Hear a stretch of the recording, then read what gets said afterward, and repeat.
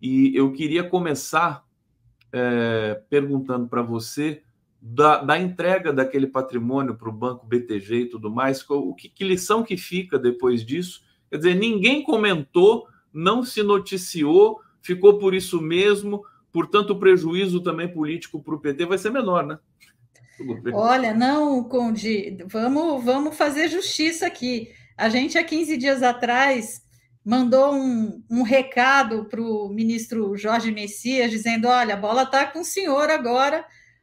O fato de o TCU ter aprovado esse acordo, né, de entrega de 101 bi da Oi, como disse a procuradora, né, no parecer, no julgamento, onde ela desaconselhou foi contra, né, a aprovação do acordo.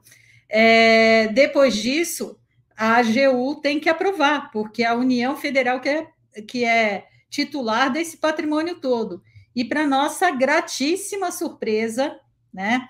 E eu acho que a nossa conversa, a repercussão da nossa conversa aqui pelo seu programa, a matéria da Piauí sobre essa instância de consensos no Tribunal de Contas da União, cercado de questões muito complicadas, eu acho que isso teve uma repercussão importante. E no dia 3 agora de julho, no mesmo dia do julgamento da Oi, do acordo da Oi, Anatel e Ministério das Comunicações pelo TCU, o presidente Lula, o ministro Jorge Messias e a ministra Esther Dweck assinaram um decreto puxando para a União a atribuição de definir esses acordos. E, por conta disso, tudo no TCU se suspendeu. Então, eu reputo que a gente... Peraí, eu não estou entendendo uma coisa. Eu achei que tinham sido favas contadas o acordo com a Vivo, não foi o acordo? Todos A os da acordos Vivo ainda não entrou na pauta, e isso é bom, são porque da daí... Vivo, da Oi e tinha mais uma. Não, era Vivo e Oi que estavam para entrar na pauta. Entrou a da Oi no dia 3, no TCU, Eles adiaram? mas votaram, o TCU aprovou o Aprovou. acordo, só que daí a Advocacia Geral da União teve o prazo de 30 dias, se não me engano, para se pronunciar se concordava com o acordo ou não. Perfeito. E o que a AGU fez nesse meio tempo?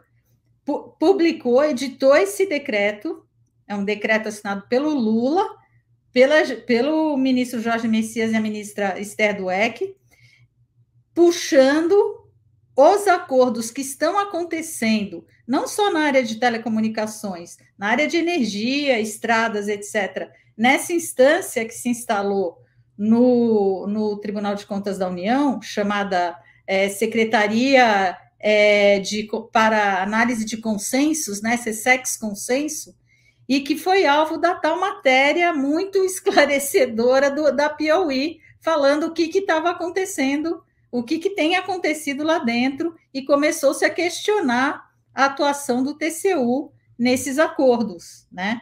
Aí a AGU editou esse decreto e puxou para ela a atribuição de resolver, tanto é que o decreto estabelece um mecanismo que ele denominou de resolve. Esses consensos agora vão ter que ser resolvidos lá dentro da AGU, lógico que com acompanhamento de trabalhos desenvolvidos pelo TCU, pela auditoria do TCU, mas as coisas serão resolvidas pela AGU. Afinal de contas, ela é a titular desses patrimônios. Então, quer dizer que funcionou. Eu Opa! estava um pouco complicado, que eu tinha lido que o repasse daquele todo para aquele patrimônio lá de 100 bilhões tinha sido feito, e foi feito. Só que você está dizendo que depois entrou a AGU. Exatamente. Ah, então é esse detalhe. O TCU disse assim, nesse julgamento, pode fazer o acordo.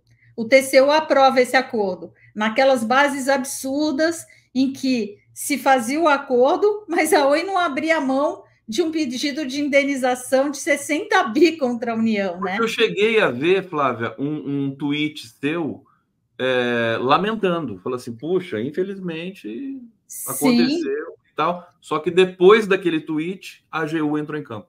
Exatamente. Agora, no dia Mas eu não vi 3... um tweet seu celebrando isso. Eu celebrei, eu coloquei lá, o governo reage, mandei para você, olha lá no seu WhatsApp que você vai ver. Passou batido para mim, então, aqui, meu Sim, Deus não, do há céu. muita coisa, né, que você tem aí, eu imaginei, mas eu celebrei, olha, governo reage, né, e ainda que aquela lei de 2019 que a gente conversou antes, que é horrível, alterando a Lei Geral de Telecomunicações, autorizando passar para as empresas privadas o patrimônio todo das telecomunicações, redes, dutos, antenas, etc., né? Mas pelo menos os valores não podem ser subavaliados. Passar de 101 bilhões para 5,9 bilhões. Né?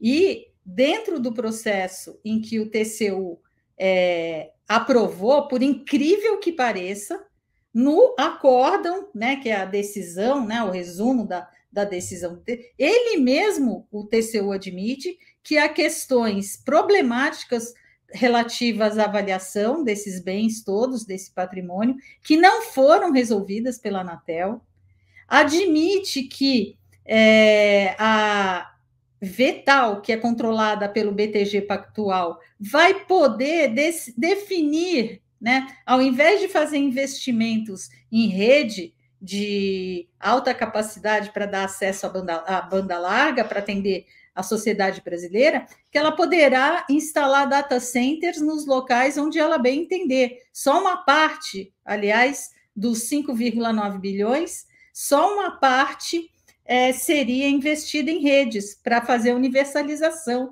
a democratização do acesso. Quer dizer, tem diversos aspectos muito lesivos nesse acordo, e eu acho que toda a pressão, né, nossa, da Coalizão Direitos na Rede, nós também protocolamos um ofício ao ministro Jorge Messias, apontando o que a auditoria do TCU falou contra esse acordo, o que o Ministério Público do TCU falou contra esse acordo, decisões judiciais que nós temos com relação a bens reversíveis e que a Anatel não cumpre, e pedindo para a AGU levar tudo isso em consideração antes de aprovar esse acordo lesivo, lesa pátria, né?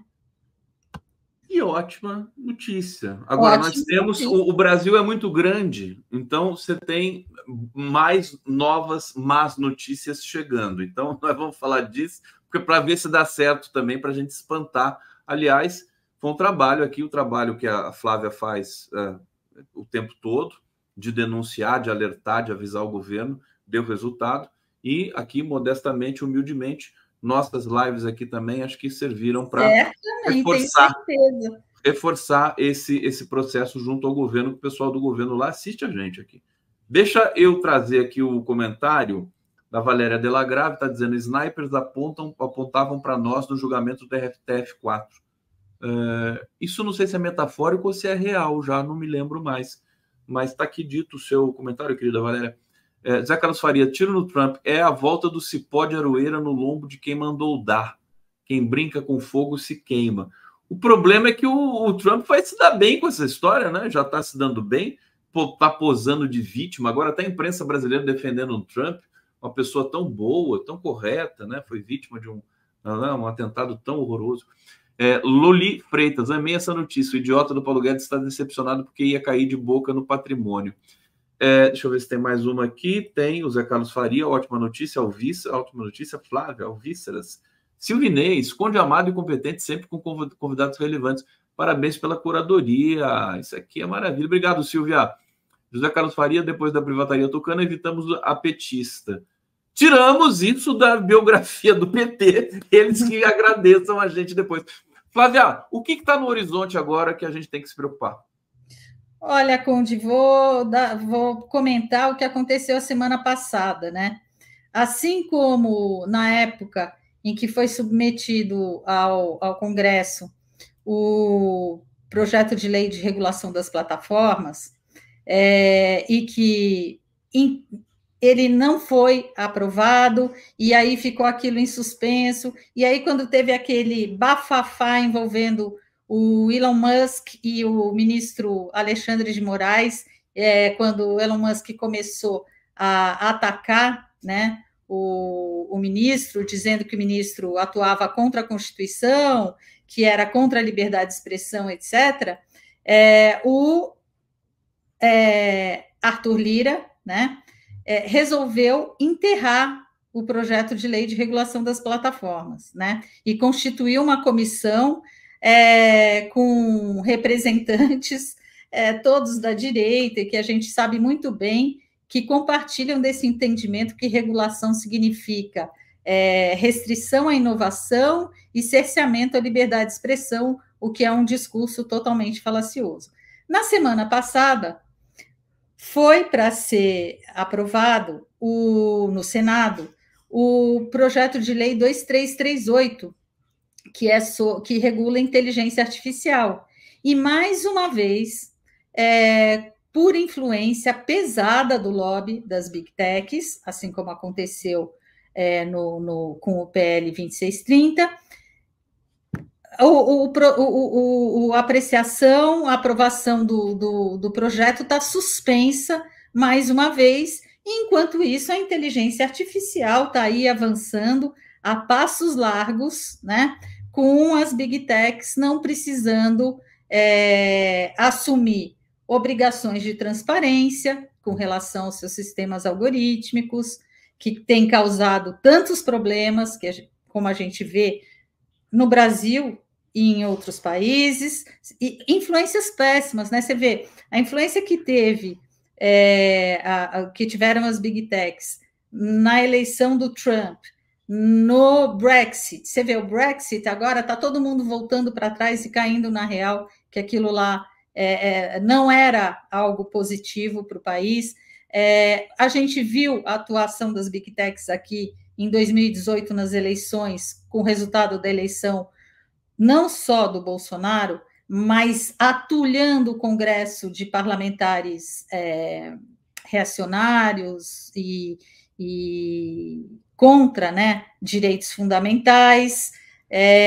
Então, a gente não aprovar essas leis, né, ainda que elas não sejam a bala de prata para o Brasil se defender e para o Brasil sair da situação de colonialidade que nós temos hoje e dependência em relação à tecnologia dessas empresas norte-americanas, transnacionais poderosíssimas, mas a gente precisa, até que as questões relativas à política, né, à economia envolvidas nisso, e que hoje, nesse momento, a gente não tem condição de mudar, o governo está mudando, você vê a guerra que para se conseguir benefícios sociais.